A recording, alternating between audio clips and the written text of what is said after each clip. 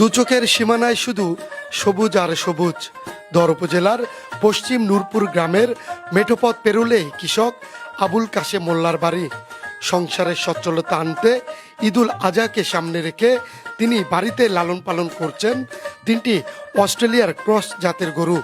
বিশাল আকৃতির গরুগুলোর নাম রাখা হয়েছে রাজা মিয়া, মণ্ডল সাপ ও ডিপজল। সরজমিনে গিয়ে দেখা যায় গরুর যত্নে ব্যস্ত সময় পার করছেন কৃষক কাশেম মোল্লা।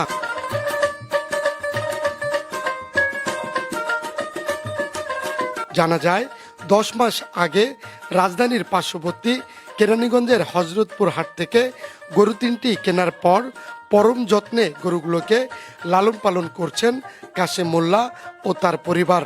প্রতিটি গরুকে সম্পূর্ণ দেশীয় পদ্ধতিতে সবুজ ঘাস, ছোলা ভুসি, খড়সহ দেশীয় খাবার খাইয়ে লালন পালন করা হচ্ছে।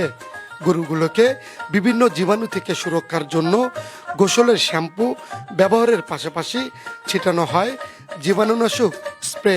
আর গরমে থেকে রক্ষায় বৈদ্যুতিক ফ্যানের সাহায্যে বাতাসের ব্যবস্থা রয়েছে খামারটিতে। ওদেরকে আমি তাজা ঘাস এবং খড়, কুড়া, ভুসি, ছাটি এদেরকে খাওয়াইতেছি। হয়তো এদেরা তিনটা ভাই তিনটা নাম রেখেছি। বড় জনের নাম রেখেছি রাজা মিয়া, মাজার জনের নাম রেখেছি মণ্ডল সাহেব, ছোটটার নাম রেখেছি ডিপজল। কোরবানি উপলক্ষে সব মায়া উপেক্ষা করেই গরুগুলোকে বিক্রি করার কথা জানান কাশেম মোল্লা। 14 মন ওজনের রাজা মিয়ার মূল্য 6 লাখ, 13 মন ওজনের মণ্ডল সাহেবের মূল্য 5.5 লাখ ও 10 মন ওজনের ডিপজলের জন্য 4 লাখ টাকা দাম হাঁকাচ্ছেন কাশেম মোল্লা।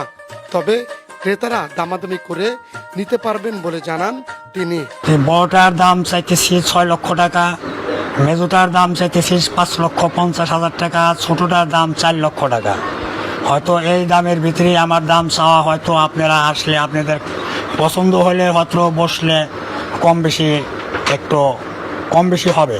কাশেম মোল্লা ন্যায্য মূল্যে তার গরুগুলোকে বিক্রি করতে পারবেন বলে প্রত্যাশা করেন প্রতিবেশীরাও। যারা কোরবানি দিবে তারা আমার চাচার বাসায় আসেন, গরু দেখেন, দেখে দামাদস্ত করে আপনারা কিনে নিতে পারেন। যদি আমার চাচা এটা ন্যায্য দাম পায়, এটা আমাদের ভালো লাগবে।